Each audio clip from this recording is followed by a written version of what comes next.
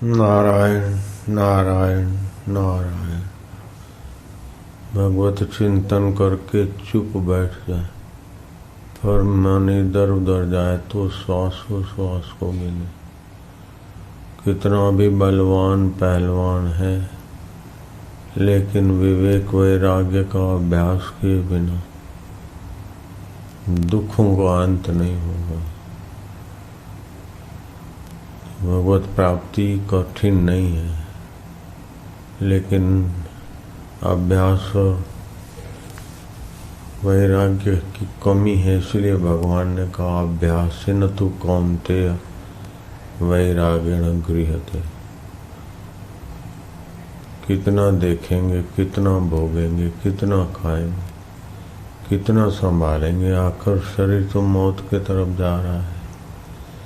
इस मरने वाले शरीर से ममता हटाना और अमर आत्मा में प्रीति लगाना, उसमें भगवान के नाम का सुमरण, श्वासोश्वास में भगवत नाम, और अभ्यास करें। बार बार जो विषय विकारों में गिरे, अब अभ्यास करें। इस्लाम धर्म में एक सूफीवाद है। सूफीवाद की साधना है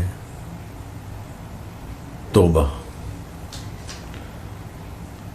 कई जन्मों तक अल्लाह ताला हम पैदा हुए और मरते रहे। आँखों को कई दीदार कराए, लेकिन आँखों ने भी तसल्ली नहीं दी। अल्लाह ताला तौबा। नाक से कितना ही सूंघा, जीभ से कितना ही चखा, काम बेकार, कितना ही भोग कर अपनी कमर खराब की।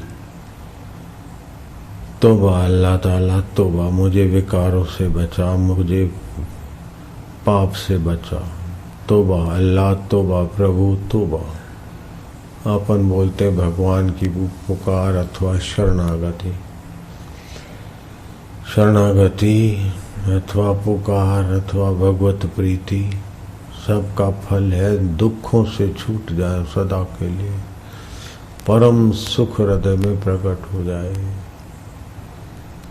एक फकीर ने लिखा है कि मैंने तो 70 बार तौबाएं की,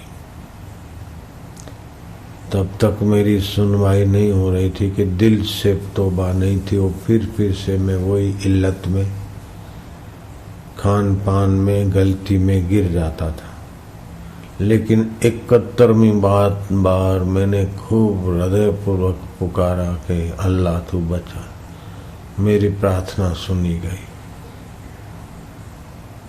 और अब तो संसारी आकर्षण में, विकारों में, बेईमानी में, कपट में अब मन नहीं भागता। 70 बार प्रार्थना की, तौबा पुकारी, लेकिन 71वीं बार भी प्रार्थना स्वीकार हो गई। 70 बार तो क्या, 700 बार भी प्रयत्न करके अगर फिर मन मान लेता है,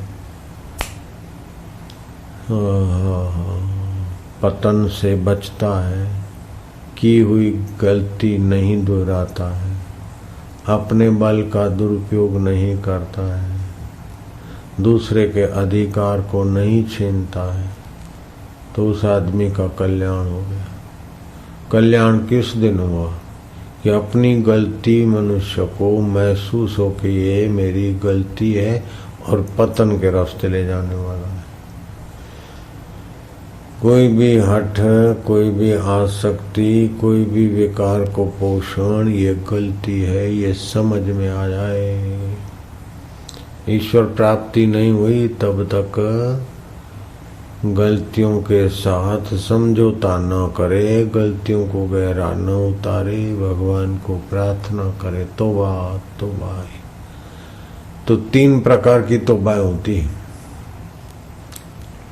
एक तो तौबा होती है कि पाप ताप से बचा दे,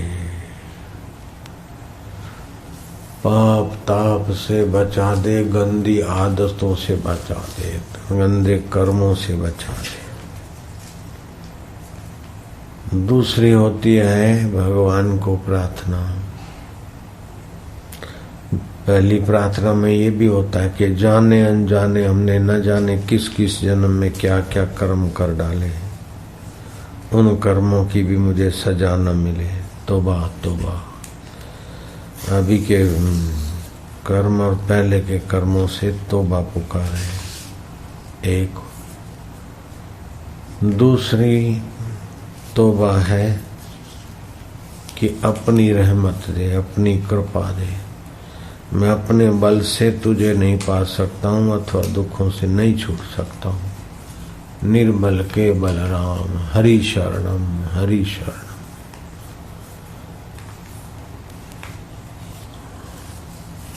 ईश्वर की कृपा पाने के लिए, एक तो गलतियों से छूटने के लिए, दूसरी ईश्वर की कृपा पाने के लिए, तीसरा निर्वासनिक नारायण में विश्रांति पाने के लिए, जो सदा हो साथ में है फिर भी हम दुखी हो रहे हैं, संसार में भटक रहे हैं। और संसार की चीजें कोई लेके गया नहीं तो उसके लिए बेईमानी क्यों करें, कपट क्यों करें, उसके लिए चिंता क्यों करें, लापरवाही से समय बर्बाद क्यों करें, तत्परता से सेवा करके कर्म को योग क्यों न बनाए। बल का दुरुपयोग करते हैं वे लोग बार बार बीमार हो जाते हैं। बल का दुरुपयोग करते हुए लोग बार बार दुखी, चिंतित, विफल हो जाते हैं। तो दूसरी तौबा है कि बल का दुरुपयोग न हो, दूसरे के अधिकार को न छीने और माने हुए में दृढ़ विश्वास रखे। हमारी श्रद्धा, हमारा यकीन बना रहे। जब तक जी में जान है, तन में प्राण है, मेरी प्रीति श्रद्धा तेरे तरफ दृढ़ रहे परमात्मा।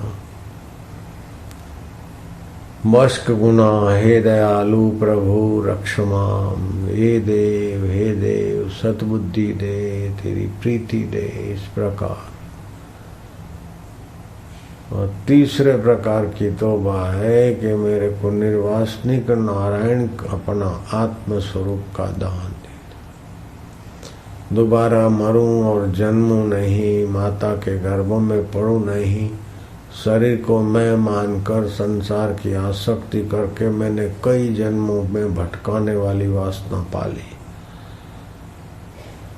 तो कर्म बंधन और वासना से तौबा, उसकी कृपा पाने के लिए तौबा और प्रार्थना है। तीसरी है कि उसके स्वरूप में अपनी मैं को मिटा दे। मेरी मैं तेरे से अलग न रहे। जैसे पानी की तरंग सागर है, ऐसे ही जीवात्मा परमात्मा का अमृत पुत्र है। मैं भटक रहा हूँ। हे नाथ, हे प्रभु दयालु देव, ये कच्चे मित्र और कच्चे सखे सहेलियों के बीच पक्का परमात्मा मित्र पद छूट रहा है। अपने में स्थित कर परमात्मा। हे देव हमारा वाला।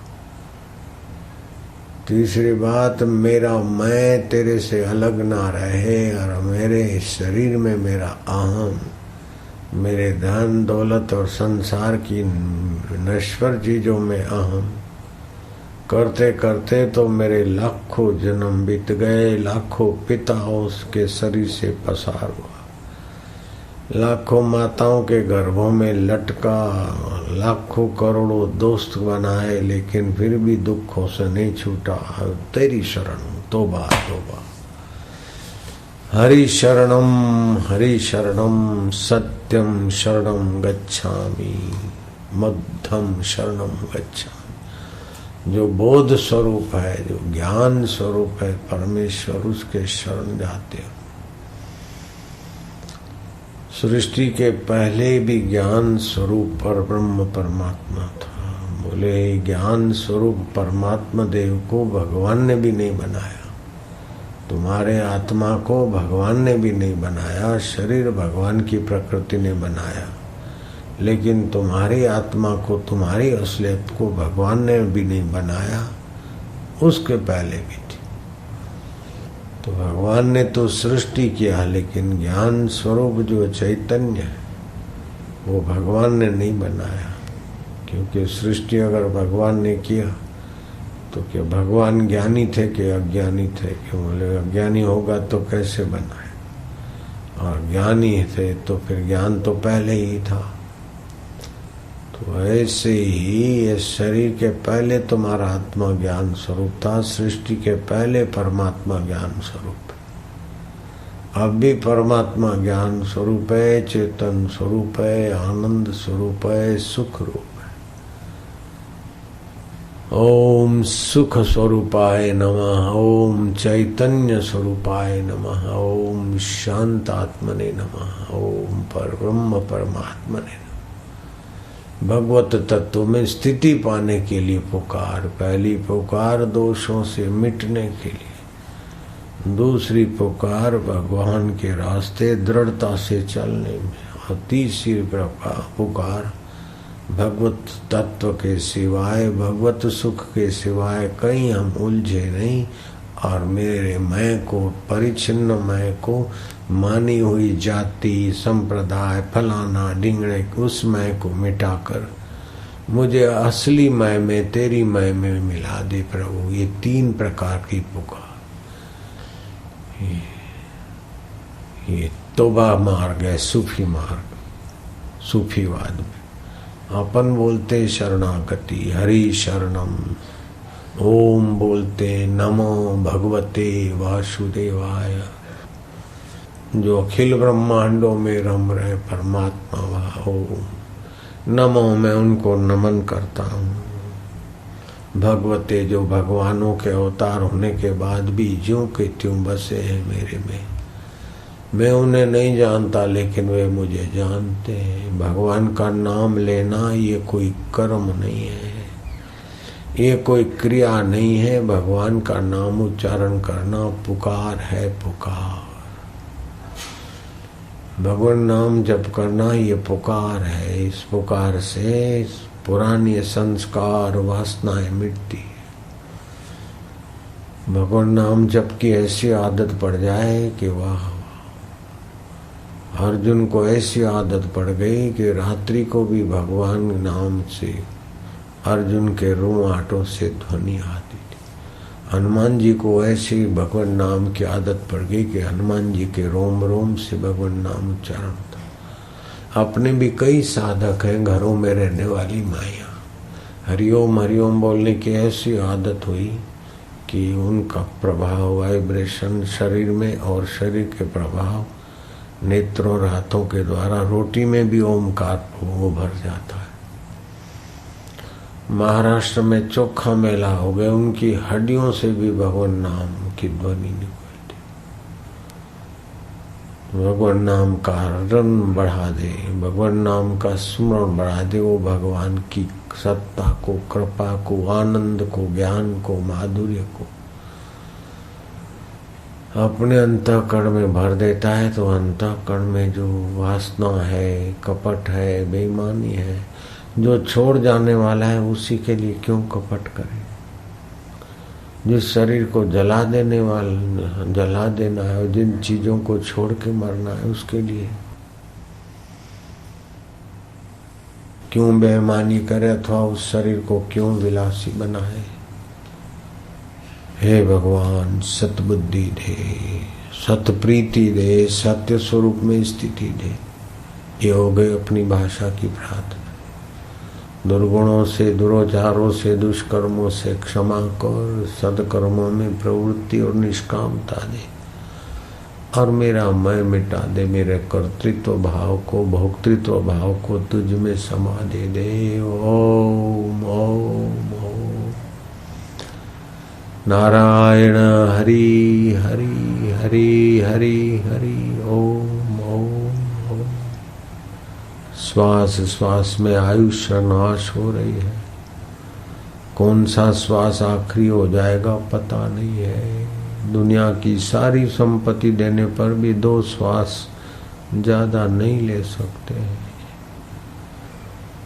पैसा बिगड़ा तो कुछ नहीं बिगड़ा, स्वास्थ्य बिगड़ा तो कुछ कुछ बिगड़ा, चरित्र और समय बिगड़ा तो सर्वनाश हो गया। चरित्र की रक्षा हो, समय की रक्षा हो। हरि नारायण ओम ओम। ओम हे प्रभु ओम। बिन जरूरी बात क्या करना, बिन जरूरी खाना पीना पहनना क्यों, सार में लग जाओ। परमात्मा ही सार स्वरूप है। जीवन मुक्ति का विलक्षण आनंद पाकर मनुष्य जन्म का फल पालो। बड़े भाग्य मानुष्य तन पावा, सुर दुर्लभ सब ग्रंथ ने गावा। देवताओं को भी दुर्लभ है। देवता लोग नवीन पुण्य कर्म नहीं कर सकते, उनको कोई फल नहीं होता। और नरकीय जीव नरक में क्या करेंगे, कर्म का फल भोगेंगे। स्वर्ग वाला सुख को भोगेगा। मनुष्य है जो अगले कर्मों को काट कर अपना नया जीवन धन्य कर सकता है। इसीलिए कोई देवता लोग भी मनुष्य शरीर चाहते। देवों को भी दुर्लभ है ये मोक्ष जीवन पाना। ऐसा मोक्षदायी मनुष्य शरीर व्यर्थ की बातों में, व्यर्थ के विस्तार में, मगज में बातें बाहर की इतनी काहे को भरे।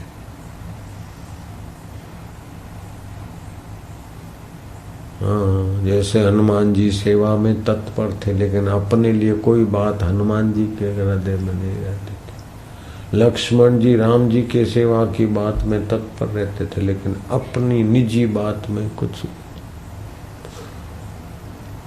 जब निजी बात की आसक्ति होती है तो जीव का पतन होता है।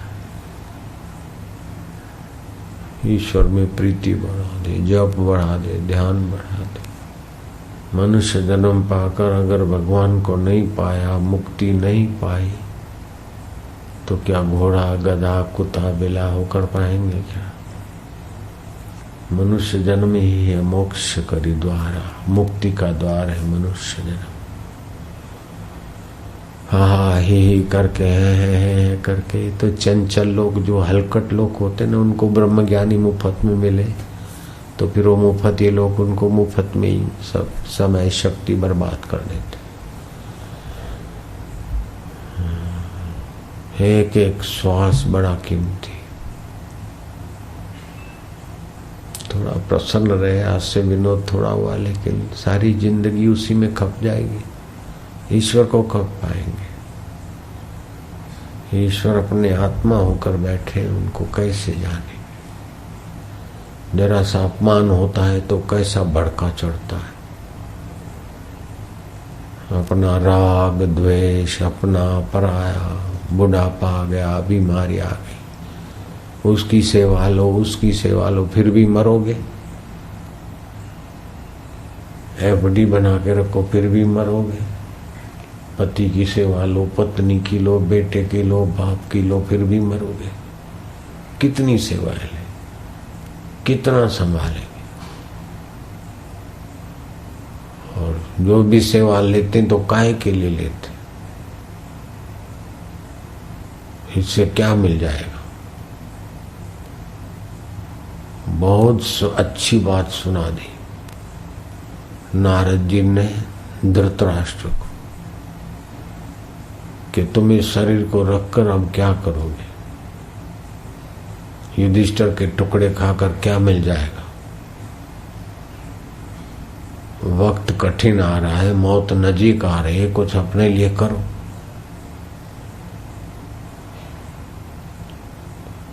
शरीर है पर और आत्मा है स्व। स्व के लिए नहीं किया और पर के लिए कितना भी करो तो दुर्योधन और उनके भाई मर गए तो तुम कौन से अमर हो जाओगे? तो उनका शोक कर रहे हो। सब अपने अपने भाग्य से प्रारब्ध से आते और चले जाते, मरता एक और शोक दूसरा कर रहा है। तुम्हारे ऊपर मौत पड़ी है, उसका शोक करो ना कि कब आए। जैसे वो कबूतर दाना चुगता और बिल्ली झपेट लेती है, चूहा कुछ खोजता है खाने को और बिल्ली झपट लेती है। मेढक अपना कुछ खाता है, टेटे कर रहा, एकाएक सांप उसको पकड़ लेता। सांप तो है, सांप के मुंह में तो है मेढक, लेकिन मेढक फिर और मच्छरों को अपने मुंह में पकड़ने की कोशिश कर रहा है। ऐसे ही तुम मूर्खता से क्यों समय बर्बाद कर रहे? धृतराष्ट्र को खरी बात सुना दी नारद जी। एक रात को धृतराष्ट्र चुपचाप महल छोड़कर चले गए। अंधे थे, पतिव्रता स्त्री उनकी, पति नहीं देखते तो मैं क्यों आंखें खोलूं। पट्टी बांधी हुई गांधारी। संजय को साथ लेकर कुंता जी ने कहा मैं भी फिर यहाँ क्यों रहूंगी महल में। युधिष्ठिर जैसा धर्मात्मा पुत्र महल छोड़कर चल दिए। कहाँ गए? सप्त सरोवर, जहां भी अपना आश्रम है उस इलाके। मुंह में पत्थर रखते, मौन रहते, 3 दिन में एक बार भोजन करते, जलपान फल आदि जो भी।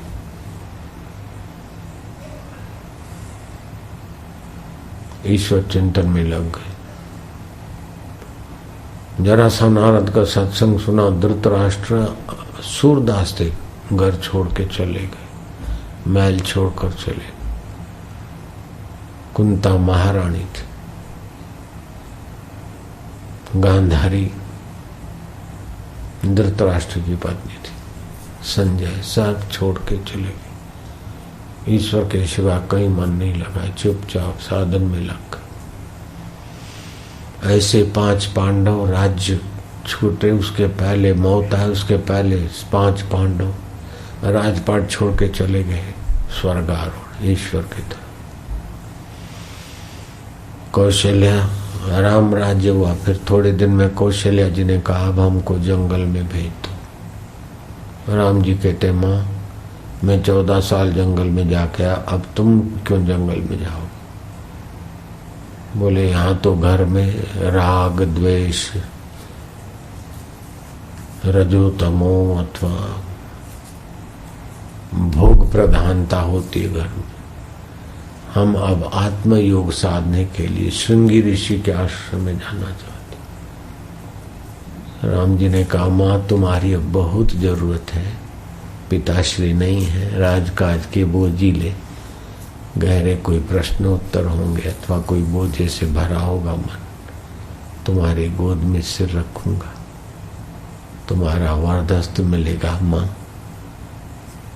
विचार विमर्श में तुम्हारी सलाह मिलेगी।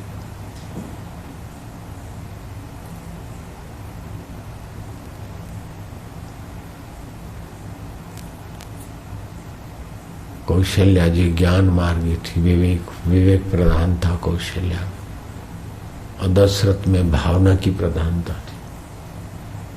तो विवेक की प्रधानता वाले को वैराग्य होता है, भाव की प्रधानता वालों को प्रेमा भक्ति, उसको भी आसक्ति तो मिटानी होती।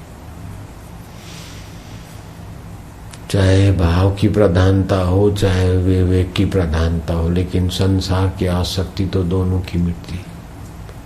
और भगवत सुख, भगवत शांति और भगवत पद दोनों को ही मिलता है। तीसरा होता है कर्म योगी का विवेक। कर्म करे लेकिन अपने मरने वाले शरीर के लिए न करे। कर्म करने के वेग मिटाने के लिए बहुजन हिताय बहुजन सुखाय कर्म कर लिया। फल अपने तरफ नहीं घसीटे, नहीं तो भोग में गिरेंगे, फल दूसरे की तरफ। तो अपने को तो जो चाहिए वो स्वतः सिद्ध है। अपने को चाहिए सत्य चित्त आनंद, वो तो स्वतः है अपन।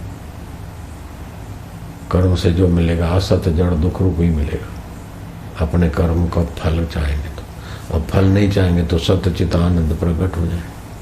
तो जो निष्काम भाव से सेवा करते हैं वो सकामियों से बहुत बहुत ज्यादा ऊंचा पद पाते। तो कौशल्या कहते हैं कि अब मुझे भेज दो। कैकेयी ने भी कहा, सुमित्रा ने। राम जी बालक पैदा होता है, मूढ़ता होती, कुछ समझदार होता है तो समझता है मुझे खिलौनों की जरूरत है, पढ़ने की जरूरत है। और युवा युवती होते तो पति पत्नियों की जरूरत है। और फिर बुढ़ापा आता है तो मूढ़ता से मानते कि मेरी परिवार को जरूरत है। तो जीवात्मा की असली जरूरत है अपने परमात्मा को पाए, दुखों से छूट जाए, कष्टों से छूट जाए, जन्म मरण से छूट जाए, कर्म बंधन की वासनाओं से छूट जाए, निर्वासनिक नारायण तत्व को पाकर अमर पद को पाले, इसलिए राम तुम देर न करो। राम जी गदगद कंठ कहते, माँ पिताजी कहते थे कि आपको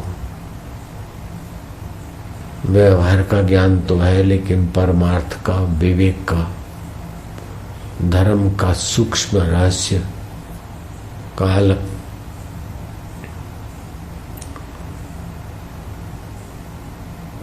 की धारा में बह जाए आयुष्य और समय और पश्चाताप हाथ लगे, ऐसा जीवन नहीं। जो लोग आत्मपद के तरफ नहीं चलते उनको मरते समय पश्चाताप ही हाथ लगता है।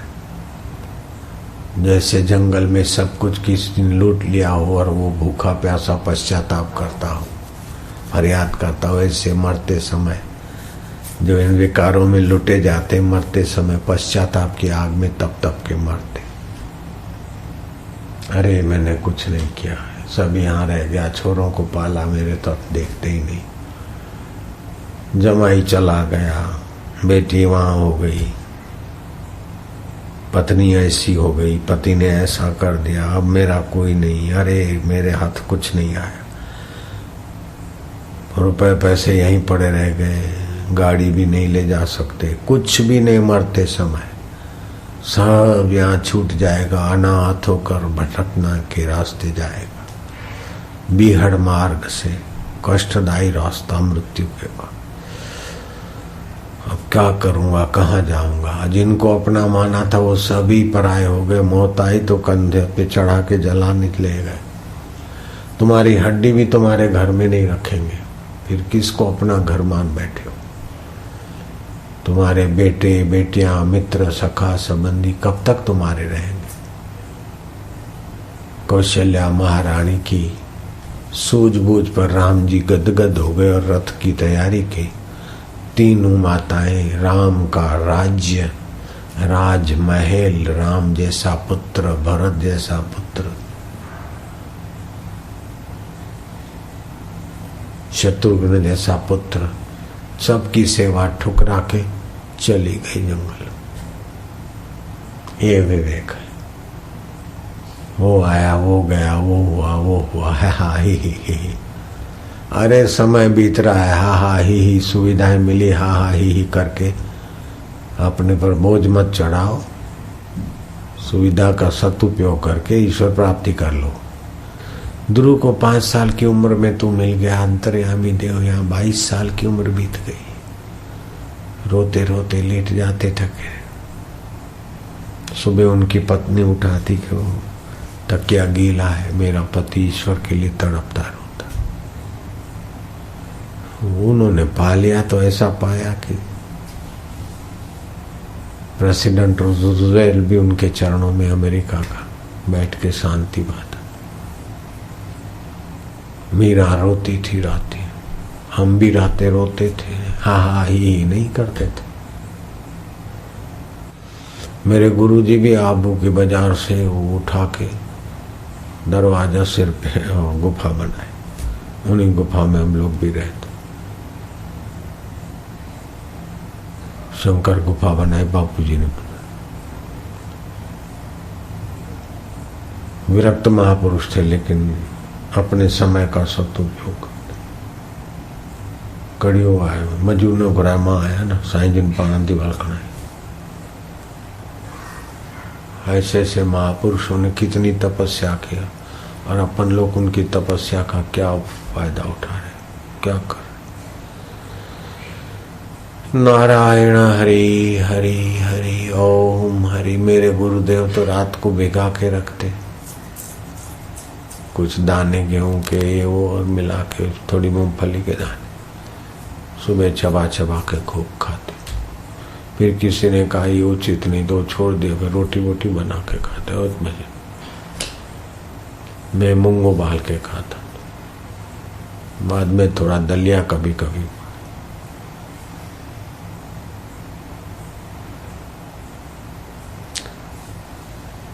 लाइट भी चाहिए, पानी भी चाहिए, कपड़े टिप टाप चाहिए, भोजन भी चाहिए, चटनी भी चाहिए, फलाना भी चाहिए, लेकिन आखिर मौत आएगी। ये चाहिए चाहिए, पर के लिए कितना रखोगे? स्व के लिए क्या किया तुमने?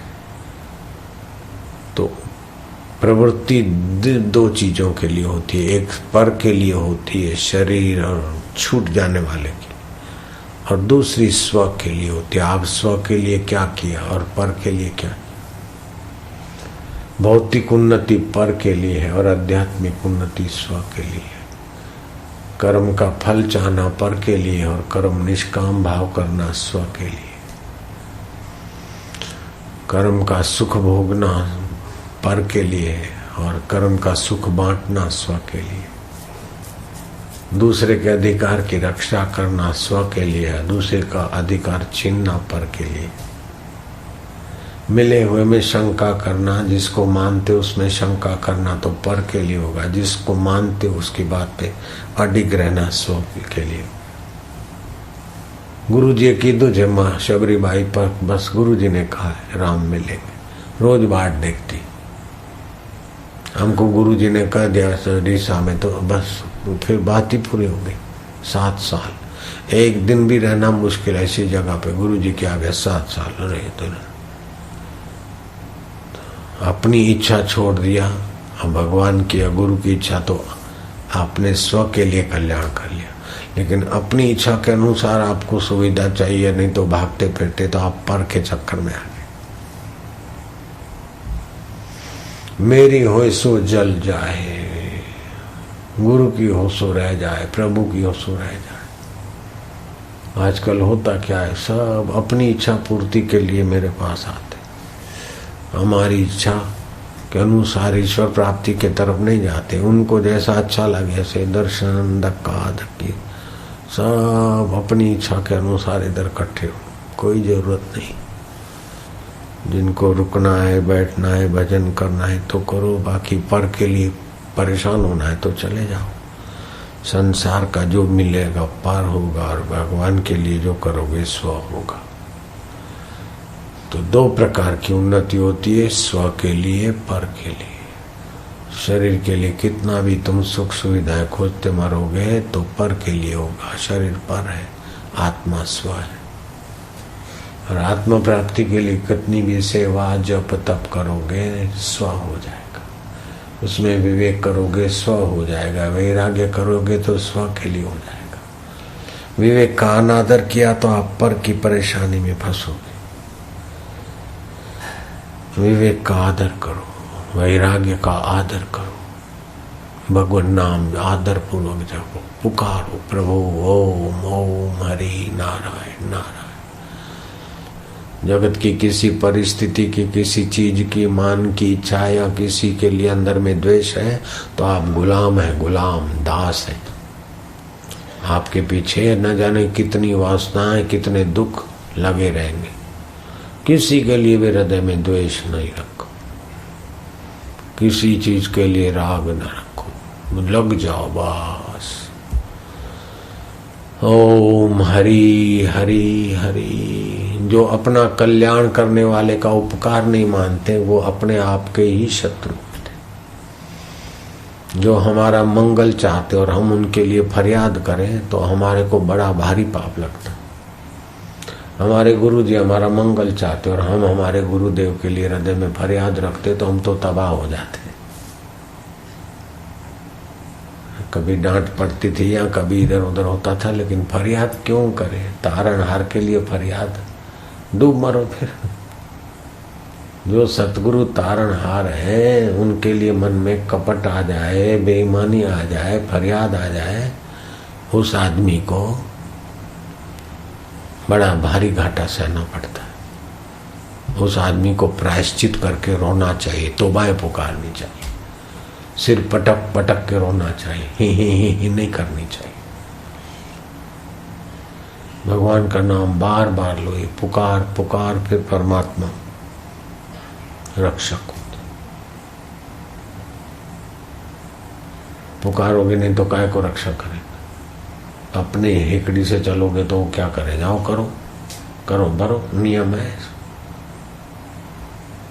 हम तो नर्मदा किनारे बालू में बैठते, क्या क्या बोलते, कैसा कैसा होता, कभी रोते, कभी क्या क्या करते। फिर भी संतों का संग, गुरु का संग कितना तत्परता से और उनकी आज्ञा में अपने को बिल्कुल बांध के रख दिया, तभी अपना कल्याण हुआ। नहीं तो गुरु जी के पास तो बहुत आते थे, सभी को जैसी प्रेरणा होती थी आशीर्वाद लेके चले जाते थे। लेकिन चंदीराम ने आज्ञा मानी तो कैसा चंदीराम का जीवन, आखिरी जीवन कितना ऊंचा, शुरुआत का जीवन चंदीराम का कितना हलकट और आखिरी जीवन चंदीराम का कितना ऊंचा। खाली आज्ञा मान लिया बस।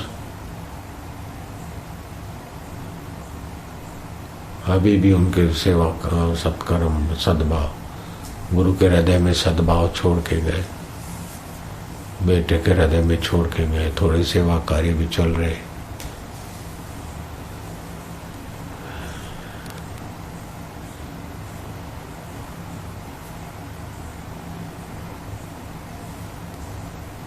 द्वेष राग ये हो तो एक पर के लिए होता है, दूसरा स्व के लिए होता है। आध्यात्मिक उन्नति स्व के लिए है, भौतिक उन्नति पर के लिए।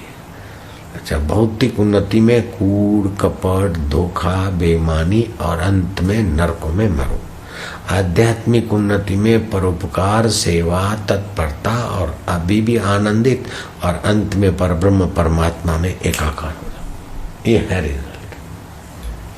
कर्मयोग का फल क्या है कि परमात्मा जीवन मुक्ति, और कर्म भोग का फल क्या है कि परो सरो नरकों में जाओ। मनोवैज्ञानिक से पूछें कि आदमी अपराध कब करता है, मनुष्य बुरी कामनाओं में कब पड़ता है, बुरे कर्म कब करता है, बोलो।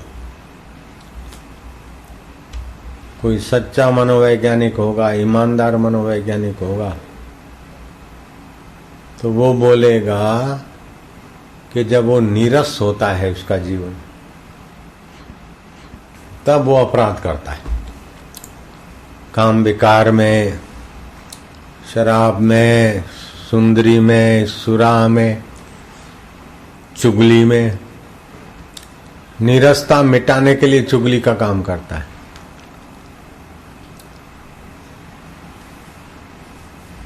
वासना कब उठती है, जब अंदर से नीरसता होती तब वासना उठती।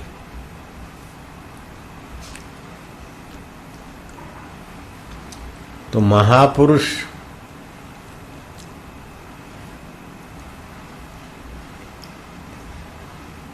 इस रहस्य को जानते हैं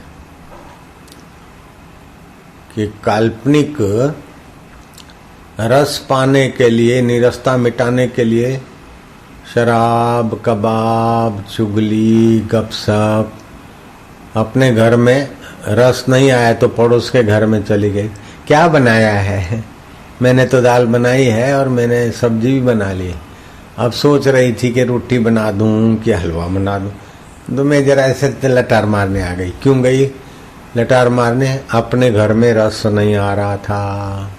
ठीक बात है, मजा नहीं आ रहा था। तो नीरसता मिटाने के लिए, सरसता लाने के लिए कई उपाय कर करके लोग आखिर थक के मर जाते, निराश होकर, दुखी होकर, विफल होकर। कामना कब उत्पन्न होती है, और पति पत्नी शादी भी किया तो काम विकार किस दिन भोगते, जब नीरसता होती है तब, सरसता के लिए। और रस मिलता है क्या, थोड़ी देर रस मिला काम विकार का, बाद में घोर नीरसता आती।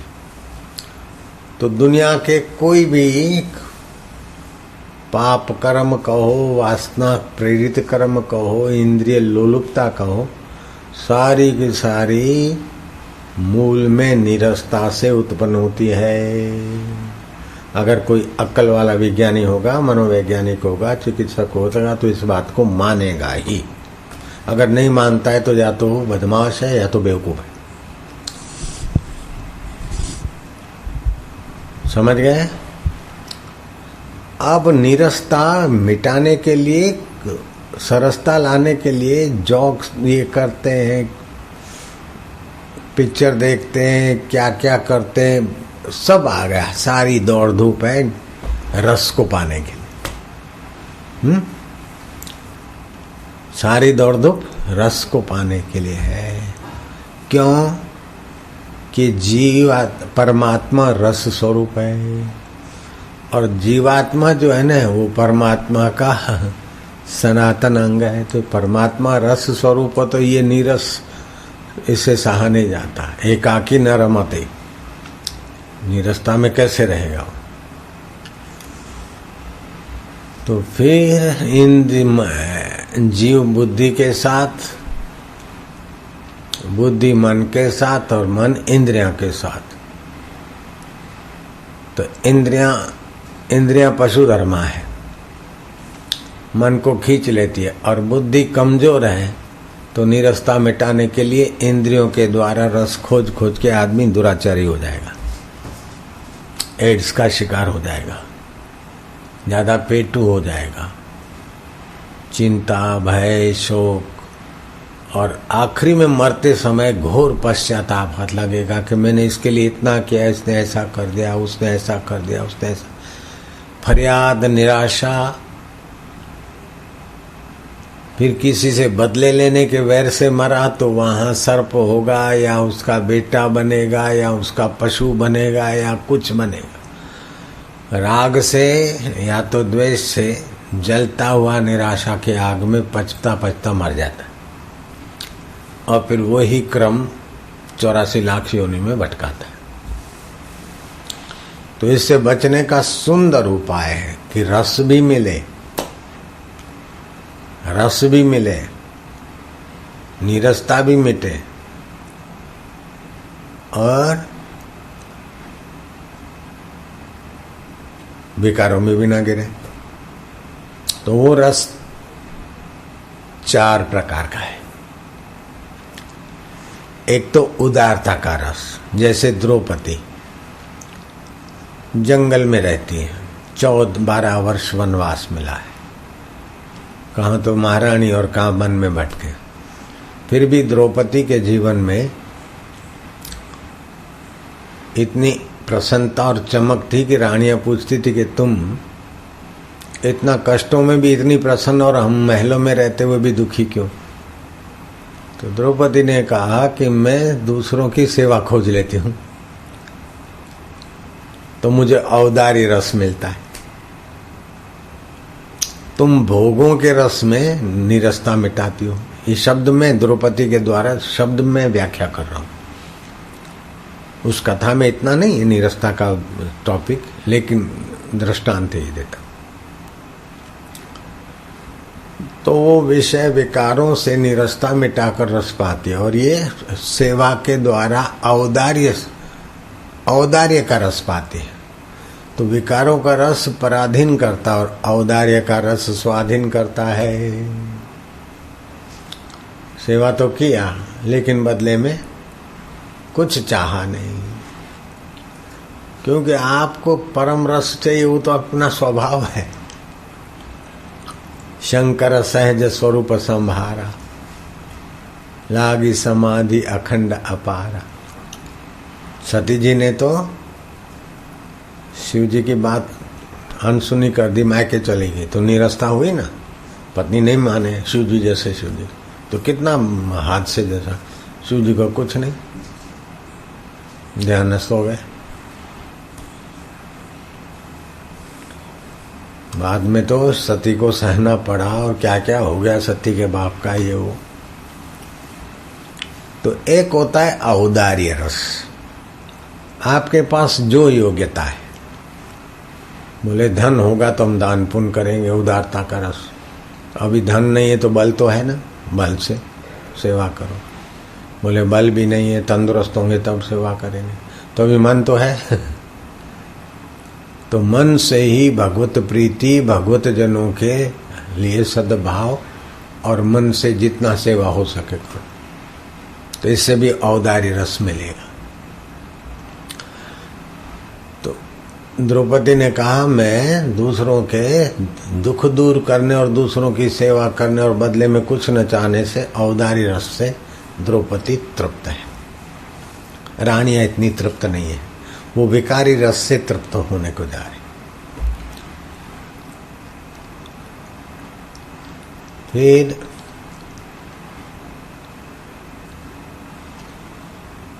एक औदार्य रस है, दूसरा है शांत रस। जितनी इच्छाएं वासनाएं हैं सब पूरी किसी की नहीं हुई। जो उचित है और कर सकते हैं और जिनके बिना नहीं चलता वो अपने लिए कर डाला, और जिनके बिना चल सकता उनको हटा दिया। तो आप ध्यान की शांति में, कर्तव्य की तृप्ति में औदार्य रस पाए। औदार्य रस शांत रस मिलेगा। और भगवान और गुरु के प्रति आत्मीयता करने से प्रेम रस पैदा होता है। और प्रेम रस में नित्य नवीन रस, नित्य दिने दिने बढ़ता, दिन दिन बढ़ता है।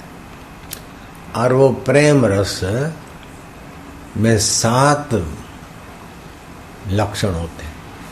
एक तो बढ़ता है, दूसरा उसमें नीरसता नहीं आती, तीसरा उसमें वक्रता होती है तो भी मजा आता है। सब फेंक दिया, जिसको गरज होगी आएगा, सृष्टि करता खुद लाएगा। ये वक्रता है प्रेम रस की। अथवा गोपियों ने कहा तुम नाचो फिर छाछ देंगे, ये प्रेम रस की वक्रता है। चौथा, प्रेमी के दोष होने पर भी नीरसता नहीं होती, अपना है ना।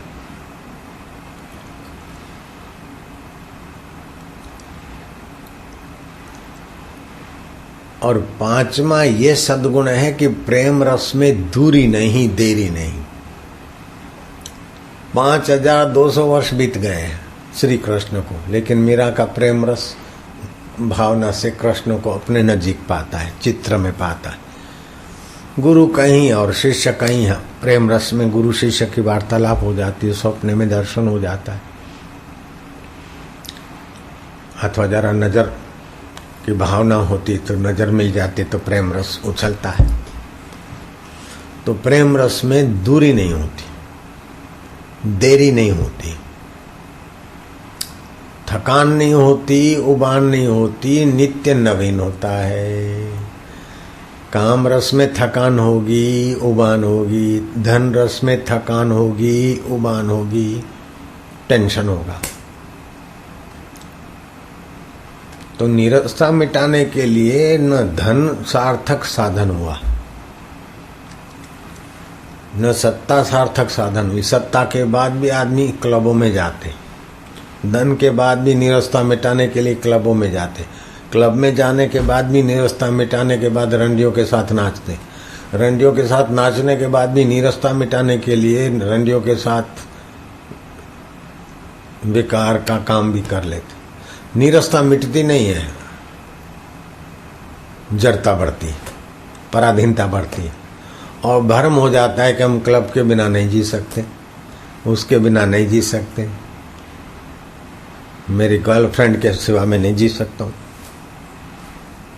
मेरे को तो मैरिज करना पड़ेगा, रात को नींद नहीं आती मेरे को, यूं करते और सुसाइड हो जाते, आत्महत्या कर लेते, कई लड़कियां कई लड़के।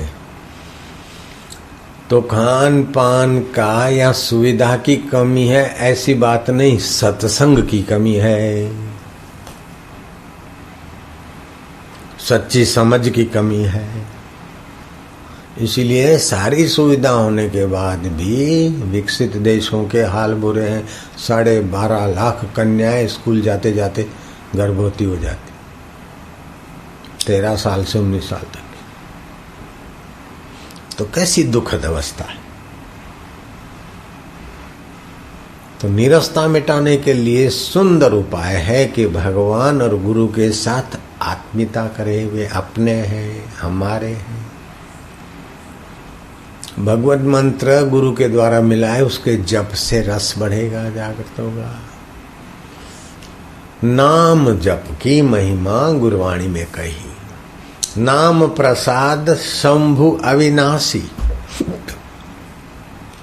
साज अमंगल शिव जी का पैरवेश क्या है? अमंगल। मरे हुए जानवर का चमड़ा, मरे हुए मुंडों की, मनुष्यों की मुंडों की माला खोपरियों, शमशान की राख। और शिव जी के गहने गांठे क्या है? भुजंग, जहर उगलने वाले सांप। साज अमंगल, मंगल राशि।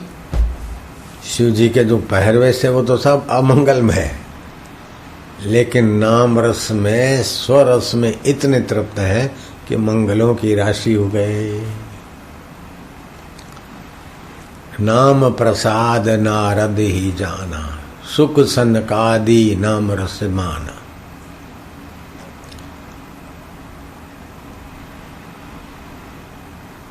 तो भगवान तो सबके हैं, लेकिन जो प्रेम रस से भगवान को आराधते उसी के भगवान सेवक बन जाते।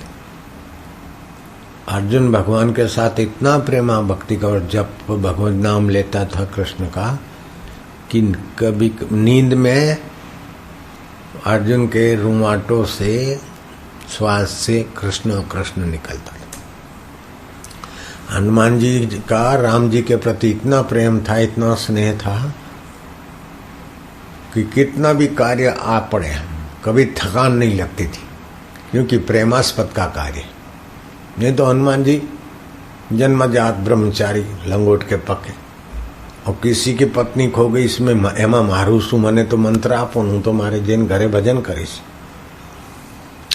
ऐसे स्वार्थी हनुमान जी होते तो इतना जीवन हनुमान जी का विकसित नहीं होता। न स्वार्थी थे न पलायनवादी थे।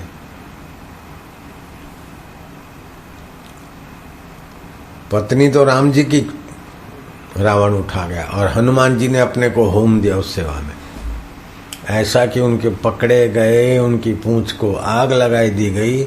फिर भी हनुमान जी ने ये नहीं कभी सोचा या कहा कि हाय रे मैं कहाँ झंझट में पड़ा, मारे शू आ रीते मारे राक्षसों साथे वेर लेવાનું શું જરૂર છે? બૈરી એમ નહીં ગઈ અને મારે આ વીરતા નહીં મારવાનું, આપણે તો માળા કરો એકાંતમાં જઈને રામ રામ કરીશું तो राम जी विफल हो जाते।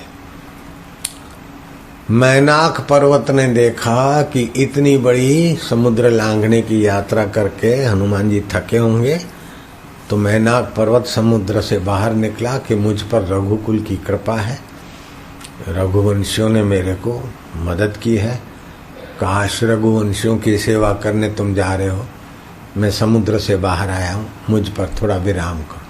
तो हनुमान जी ने क्या कहा? आराम करने के लिए उतरा नहीं, आकाश में हनुमान जी खड़े रहे, मैनाक पर्वत पर पैर नहीं रखा। बोले नहीं नहीं मुझे थकान नहीं है, राम काज बिन कहाँ विश्राम। राम जी का कार्य करने निकला हूँ, विश्राम की क्या जरूरत है? तो प्रेमी को प्रेम रस में इतना छका रहता है कि कार्य की थकान भी ज्यादा नहीं होती। खैर शरीर को थोड़ा बहुत आराम देना पड़ता है, वो देते होंगे, दिया होगा, फरियाद नहीं होती। मेरा स्वभाव, मेरी प्रकृति ऐसी थी कि मैं नर्मदा किनारे एकांत गुफा में रहता था, अपने हाथ से भोजन बनाता, अनुष्ठान करता। तो जब तक मालाएं पूरी नहीं हो तो मैं सोता नहीं था, और संख्या ज़्यादा थी तो माला करते करते रात्रि के 10, 11, 12, 1 बज जाता। तो नींद ना आ जाए तो फिर शिव मंदिर के पीछे पीछे चौक में घूमते घूमते भी अपना नियम कर लेता। और मेरा अनुष्ठान बढ़िया हुआ है तो आज ऐसा हो तो जैसा मन में सोचता तो ऐसा मंदिर में जाता तो शिव जी के निर्माल्य गिर पड़ता, पार्वती जी के श्रृंगार से कुछ फूल या कुछ चीज गिर पड़ती। तो ये शुक्र माना जाता है कि देव आपकी पूजा है, आपके साधन भजन पर प्रसन्न है, ये संकेत माने जाते। तो ऐसा सुंदर माहौल था, और गुफा भी मिली हुई थी, किसी ब्राह्मण की थी, और नर्मदा का किनारा व्यू दिखता था। फिर गुरुजी के पास गया, और गुरुजी के पास किसी डीसा के कॉर्पोरेटर था, डॉक्टर, उसने कोई जमीन खाली पड़ी होगी सरकारी, उस पर अपना दवाखाना खड़ा कर दिया। जब विरोध पक्ष का उछाला हुआ और उसका गला घुटा तो उसने रातों रात उस पर लिख दिया साईं लीलाशाह आश्रम। अभी भी बना हुआ, तो मरीजों की पट्टियां धोने के लिए वो कमरा फमरा ऐसे ही बना हुआ है। और भागा बम्बई में आया, कोई साधक दो बापू आपके नाम का आश्रम बनाया। तो मैं बापू के चरणों में गए तो दूसरे लोगों को ये लगा कहीं ये आगे ना आ जाए, तो हमारा नाम दे दिया। तो बापूजी ने कहा अच्छा इनको ही भेज दो। एक दिन 2 दिन नहीं, झूपड़पट्टी के बीच टेकरे पे अभी भी है उड़ीसा में वो जगह, तो झूपड़पट्टी के बीच उसने जो बना दिया दवाखाने के लिए, क्लिनिक खोलने के लिए, उसको फिर आश्रम कर दिया। तो उसको अपनी इज्जत बचाने के लिए जलता घर कृष्ण अर्पण, तो हमको भेजा गया। तो उसका मामला जब थोड़ा शांत हुआ तो फिर वो हमको भगाने के लिए उसने सारे साज चलाए, हम वहाँ से चले जाएं। और हमको अच्छा भी नहीं लगता था झुपड़पट्टी के बीच। तो बापूजी को हम चिट्ठी लिखते गए, हाँ तो ऐसा है, आप आज्ञा करो तो मेरा नर्मदा किनारे में है कुटिया, उधर। तो उत्तर आता कई दिनों के बाद कि वहीं रहो। फिर लिखता कि ये ऐसा ऐसा करते हैं, इनकी मर्जी नहीं है, इन्होंने तो ये बचाने के लिए ऐसा ऐसा स्टंट किया, वो किया है। थोड़ा विस्तार से नहीं लिखते थे मर्यादा में। और यहाँ भील और ये सब झोपड़पट्टी वाले हैं, दिन भर ऐसा शोर शराबा होता है, ध्यान भजन भी नहीं होता। और रात को कुत्ते भौंकते और दिन को छोरे आपस में गालियां देते रहते हैं, पड़ोस में लड़ते रहते हैं। तो बापूजी की चिट्ठी आई कि कुत्ते भौंकते तो क्या है, ओम ओम बोलते ऐसी भावना करो, और वो गालियां देते तो आकाश में जाती। एक दिन 2 दिन नहीं, 7 साल हमने गुजार दिए। तो गुरुदेव के प्रति प्रेम था, तभी मेरे में 7 साल गुजारने की ताकत नहीं तो उन दिनों में मैं रोज के 10-15 तोला सोना कलेक्ट कर सकता, कमा के खरीद करके रख देता। ऐसे दिन थे। और डीसा और अहमदाबाद क्या अंतर रहता है। गुरु जी की आज्ञा हो गई, डीसा रहे, लेकिन हमको अच्छा नहीं पाया, साधन भजन नहीं होता अपना, तो चले जाते नर्मदा किनारे। तो गुरु जी थोड़ी रोकते थे, तो शादीशुदा भी था, सब कुछ था, लेकिन प्रेम था गुरु की आज्ञा के प्रति, गुरु के प्रति और भगवान के प्रति, तो हम बच गए। अगर गुरु के प्रति, आज्ञा पालने के प्रति प्रेम नहीं होता तो हम डीसा छोड़ के नर्मदा किनारे जाते। तो नर्मदा किनारे तो कई लोग अभी भी भटक रहे। तो गुरु आज्ञा के प्रति जो प्रेम होता है वो बड़ी रक्षा करता है।